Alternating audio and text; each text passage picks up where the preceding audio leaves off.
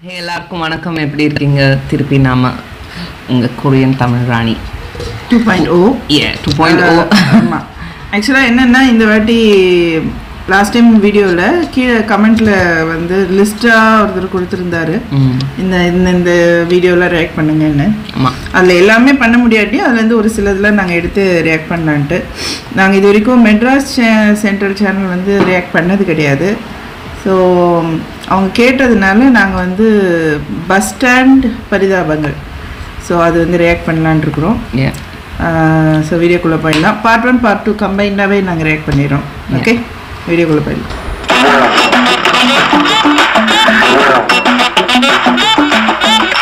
Welcome to Madras central.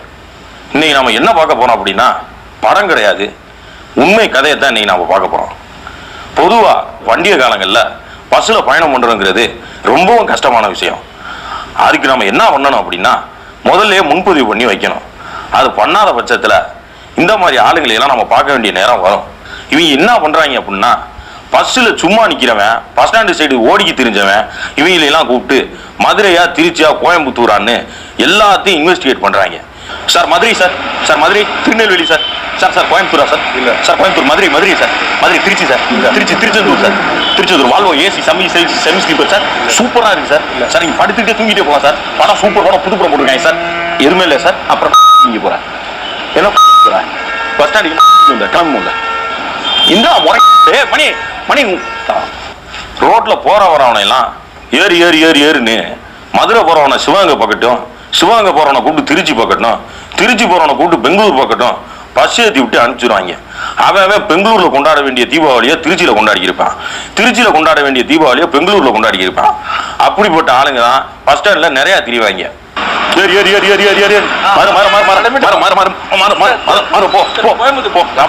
Meenakshi Amman கோயிலுக்கு கும்பிட்டு போ. மதுரை ராக் சிட்டி மதுரை ரெண்டு. ஆமா, ஈரோடு போய் ஒரே புடுக போறாரு, ஓரா மதுரைக்கு வந்துட்டான். பஸ்ல புது படம் போடுறான்னு சொல்லி தயவு செய்து ஏறிடாதீங்க. ஏன் அப்படி சொல்றேன்னா, அந்த படம் முடிகிற வரைக்கும் அந்த பஸ் அங்கேயே தான் நிற்கும். எப்போ பஸ் ஃபுல்லாகுதோ அப்பதான் வண்டி எடுப்பேன். அதுக்குள்ள அதே ஹீரோ நடிச்சா அடுத்த படமே வந்துடும். டெம்பிள் ஷோ எப்ப வண்டி எடுப்ப?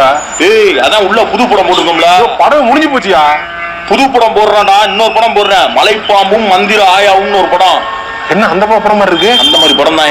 பஸ்ஸில் ஸ்டிக்கர் ஒட்டி இருக்கும் பாரு, அடல் சொல்லி பஸ், மதுரை. இதெல்லாம் பார்த்துட்டு எனக்கு தீபாவளி கொண்டாடுற ஆசையே போயிருச்சு. ஊருக்கே போகாம பஸ் ஸ்டாண்ட்லேயே நின்று 4 கம்பி முத்தாப்பை கொளுத்தி விட்டு வீட்டுக்கே திருப்பி வந்துட்டேன். மக்களுக்கு ஒரு முக்கியமான விஷயத்த இந்த இடத்துல நான் சொல்லிக்க ஆசைப்படுறேன்.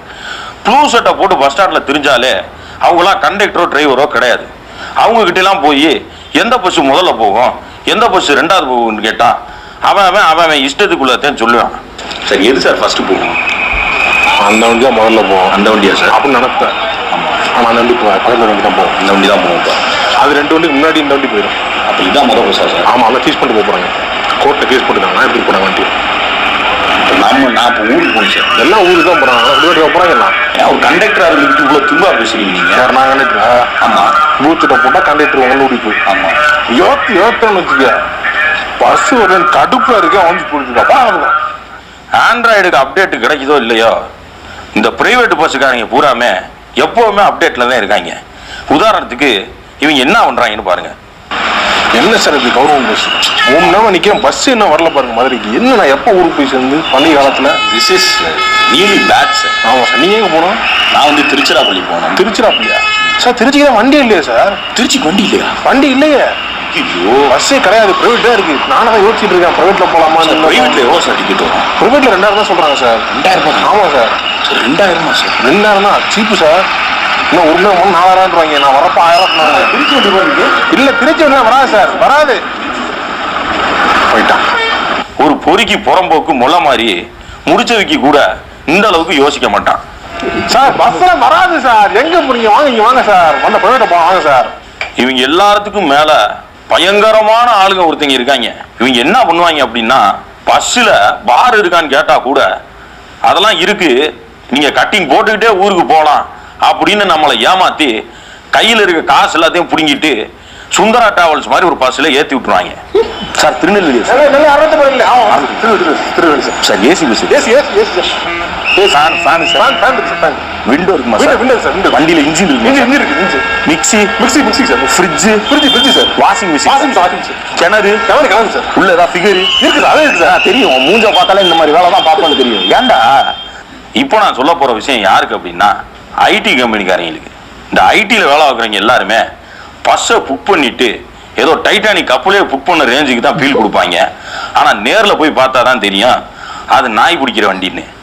வேற வழியே இல்லாமல் ஒன்னே அந்த நாய் பிடிக்கிற வண்டியில தான் அள்ளி போட்டு கொண்டு போவாங்க.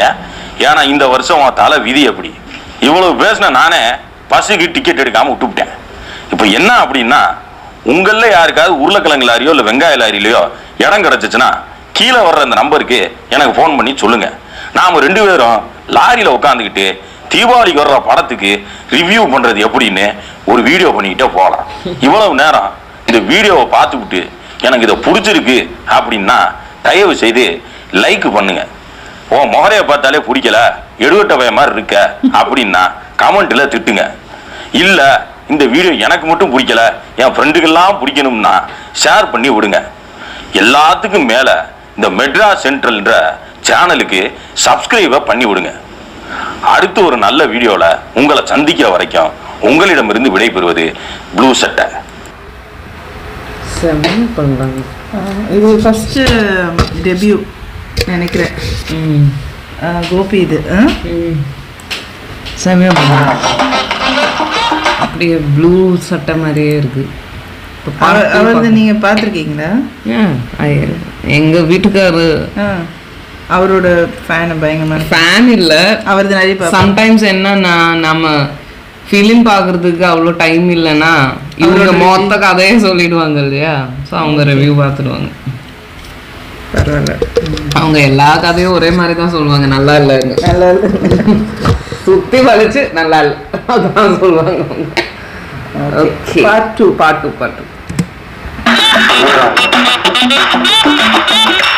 மெட்ராஸ் சென்ட்ரல் நேயர்களுக்கு வணக்கம். இன்னைக்கு நாம என்ன பார்க்க போறோம்னா, பஸ் ஸ்டாண்டு பரிதாபங்கள் பார்ட் 2. இந்த எபிசோட்ல நாம என்ன பார்க்க போறோம்னா, பொதுவாகவே மீடியாவை பத்தி ஒரு கெட்ட வார்த்தை ஒன்று இருக்கு. என்ன அப்படின்னா, சென்னையில் நடக்கிற பிரச்சனையை தான் இவங்க வந்து பேசுவாங்க. சென்னையை தவிர்த்து வேற எந்த ஊர்ல எந்த பிரச்சனை நடந்தாலும் இவங்களுக்கு கவலை இல்லை அப்படின்ற பேரு நமக்கு இருக்கு. அதை உடைக்கிறதுக்கு தான் இந்த எபிசோடு. இதுல நாங்க என்ன காட்ட போறோம் அப்படின்னா, பொதுவாகவே தமிழ்நாடு முழுக்க நம்ம டிராவல் பண்றப்ப ஒரு சில இடங்கள்ல இவங்கள மாதிரி ஆளுகளை சந்திக்க வேண்டியதா இருக்கும். அது மட்டும் இல்லாம இந்த மாதிரி ஒரு ஹோட்டல்ல கண்டிப்பா ஒரு தடவையாச்சும் நம்ம எல்லாருமே சாப்பிட்டுருப்போம். அங்க என்னென்ன கூத்தெல்லாம் நடக்கும்ன்றத உங்களுக்கு காட்ட போறோம். பொதுவா பஸ்ல போறது கஷ்டம், ஆனா அதுவே நைட்ல போனா ஈஸி, தூங்கிக்கிட்டே போயிடலாம் அப்படின்னு நினைப்பீங்க. அந்த எண்ணத்துல தீய வச்சு கொளுத்துறதுக்குன்னு ஒரு சில ஹோட்டல்காரங்க திரினாங்க. அவங்க என்ன பண்ணுவாங்க, உங்களை எழுப்பி விடுறதுக்குன்னு ஒரு டெக்னிக்கை ஃபாலோ பண்றாங்க. வீணா போன சமணப்பு பாட்டில், கக்கூசுக்குள்ள கிடந்த பினாயில் பாட்டில்னு எல்லாத்தையும் தூக்கிக்கிட்டு ஏதோ மியூசிக் டைரக்டர் ரேஞ்சில் நொட்டுன்னு சன்னல்ல தட்டிக்கிட்டே வருவாங்க. அதை கேட்கிறப்போ உங்களுக்கு எப்படி இருக்கும்னா, அதை நான் சொல்றதை விட நீங்களே பாருங்க. பஸ் 10 நிமிஷம் நிற்கும், சாப்பிட போ, டீ குடிக்க போ, பாத்ரூம் போ. என்னடா சாப்பிட போயா? 2 மணிக்கு சாப்பிடுறது. அப்ப பாத்ரூம் போ. பாத்ரூம் வரலையே. இங்க பாரு, மரியாதை ஏஞ்சி போயிரு, இல்லைன்னா பஸ்ல தீ வச்சு விட்டுருவேன் பாத்துக்க. எப்படி ஏன்டா சாவடிக்கிறீங்க? இந்த கேட்டகரியில உள்ளவங்க என்ன பண்ணுவாங்கன்னா, ஏதோ HCL காக்னிசன்ட் கம்பெனி மாதிரி நீ அட்மினுக்கு போ, நீ ஹெச்ஆருக்கு போன ஆள் பிரிச்சு விடுற மாதிரி நீ பாத்ரூமுக்கு போ, நீ சாப்பிடுறதுக்கு போன்னு பிரிச்சு விடுறாங்க. இது என்ன கதைங்கிறத நீங்களே பாருங்க. வா வா வா வா வா சாப்பிட போறோம், சாப்பிட போ, வேமா போ, சாப்பிட போ. எவ்வளவு நேரம் போ? அண்ணே ஹோட்டல் ஃபுல்லா ஆயிடுச்சு. அப்படியா? வாப்பா, நீ பாத்ரூம் போ. பாத்ரூம் போ.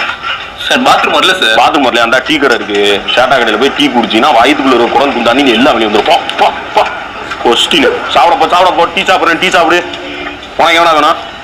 சரி, இம்புட்டு அட்டூழியம் பண்றாங்களே, அந்த ஹோட்டல்ல போய் சாப்பிடுவோம்டா அப்படின்ட்டு உட்காந்தா அந்த சாப்பாட்டுல உப்பு உரப்பு கம்மியா இருந்தா கூட பரவாயில்ல, மான ரோஷமே இல்லாம போயிருது. ஏன்னா வரேன் போறவெல்லாம் ஏதோ ஓசியில திங்கிற மாதிரியே நம்மளை ட்ரீட் பண்றாங்க.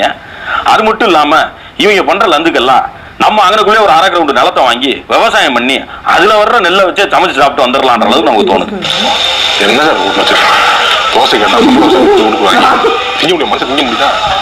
எப்படி பண்றாங்க வைத்தியம் சோதிச்சு தரல. சரி கூப்பிடுமா யாரா ஹோட்டல் ஓனரு யாரும் வரானான்னு பாருங்க சார். இங்க சார் என்ன வச்சிருக்கீங்க? மசாலா தோசை என்ன மசாலா தோசை இருக்கு? மசாலா தோசைமா ஒண்ணு இல்லாது தோசை வச்சு மசாலா உள்ள வச்சு மூடி தரணும்யா. என்ன வச்சு மூடி தின்றா? இல்ல சார் நீங்க மூடி வச்சு சாப்பிடுங்க. மூக்கலாரி நான் அப்பல இருந்து பாத்துக்கிறேன். ஹோட்டல்ல நொட்ட சொல்ற நல்லா ஏடிஎம் மிஷின் மாதிரி பண்ணிக்கிட்டு உடச்சு ஃபுல்லாவே தூக்கலா. சரி இதெல்லாம் தான் இப்படி இருக்கு. ரெஸ்ட் ரூம் போலாம்டா சனியை விட்டு துணையலான்னு போனா அங்க இன்னொரு பெரிய கூத்து பண்றாங்க. ஒரு காலத்துல எல்லாம் சிங்கிள்ஸுக்கு இவ்வளவு டபுள்ஸுக்கு இவ்வளவுன்னு வச்சிருந்தாங்க. இப்போ மொத்தமா ட்ரிபிள்ஸ் ஆக்கி இம்புட்டுன்னு வச்சிருக்காங்க. பொது அப்படிங்கிறாங்க. பின்னாடியோட போற காசு கொடுத்துட்டு போ. எம்புட்டு? 5 ரூபா. 5 ரூபாயா? ஆமா. என்னங்க 2 ரூபா போட்டு போல நீங்க 5 ரூபா எடுக்கிறீங்க? இங்க பாரு நீ இதுக்குன்னு போயிட்டு அதான் பண்ணிட்டீங்கன்னா நாங்க எப்படி கண்டுபிடிக்கிறது? அதனாலதான் 5 ரூபா. 5 ரூபா தர முடியாது. 5 ரூபா தர மாட்டியா? இப்ப எவ்வளவுதான் தருவா? 2 ரூபா தரேன். சரிதா. ஆனா நானும் கூட வந்து பாப்பேன். இதுக்கு போறியா இதுக்கு போறியான்னு பாப்பேன். வேணா நல்லா இருக்க அசிங்கம். 3 ரூபாய்க்கு முடிச்சுக்கலாம் வா. உள்ள போனாதான் சிக்கலு. சரி வெளியே போலாமே அப்படின்ட்டு போனா ஸ்காட்லாண்ட் யார்டுக்கே சவால் விடுற மாதிரி இவங்க ஒரு ஸ்குவாட் ஒன்று வச்சிருக்காங்க. இவங்க என்ன கன்றாவி கருமாந்திரத்தை எல்லாம் கண்டுபிடிக்கிறாங்கன்றத நீங்களே பாருங்க. 5 ரூபாயா? 5 ரூபா 5 ரூபாயா? எவனும் பார்க்கல.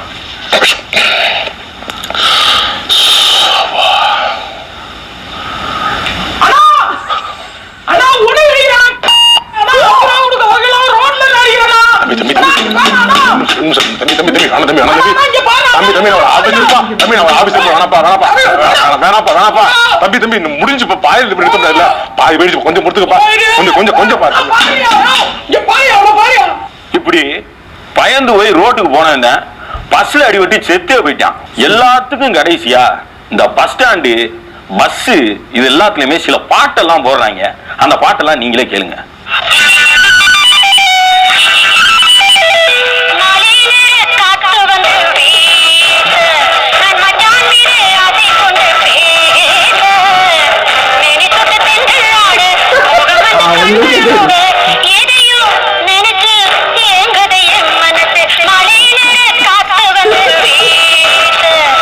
இந்த பாட்டெல்லாம் யாருக்கு போடுறாங்கன்னு தெரியல, எதுக்காக போடுறாங்கன்னு தெரியல.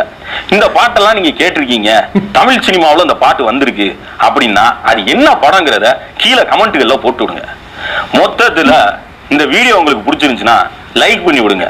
இல்ல மோரைய பார்த்தாலே பிடிக்கல, பொம்பளைகிட்ட நகனட்டை பிடிக்கிட்டு போற மாதிரியே இருக்கு அப்படின்னா கமெண்ட்ல திட்டுங்க. எனக்கு மட்டும் இல்ல என் ஃப்ரெண்டுக்கு இதெல்லாம் காமிக்கணும் அப்படின்னா டவுன்லோட் பண்ணி போடாதீங்க. தயவு செய்து ஷேர் பண்ணி விடுங்க லிங்க. மொத்தத்துல மெட்ராஸ் சென்ட்ரல் அப்படிங்கிற இந்த சேனலுக்கு சப்ஸ்கிரைப் பண்ணி விடுங்க.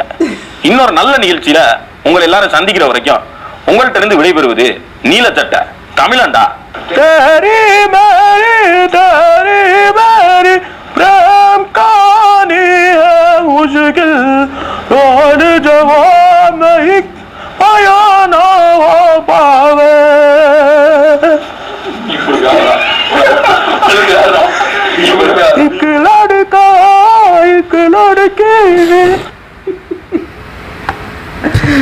பிறகு வந்துற போது பாட்டு. ஓகே, ஃபர்ஸ்ட் ஒன்னோட செகண்ட் ஒன் பெட்டர். ஆமா, என்ன பாட்டு அது? இது bodyguard film, Salman Khan. அது இல்ல, முதல்ல அந்த டீ கடை சாங்னு ஒன்று வந்தது. யாருக்கு தெரியும்? நீங்க தானே சொல்லணும். பழைய ஃபிலிம் எல்லாம் நீங்க தான். நானு உங்க எல்லாம் பழைய பாட்டுகள்லாம் இது பழைய பாட்டு. இது வந்து என்னமோ 80s வந்த மாதிரி இருக்குங்க. அண்ணா கிட்ட கேட்டு பாருங்க, கரெக்டா சொல்லுவாங்க. இருக்கலாம்.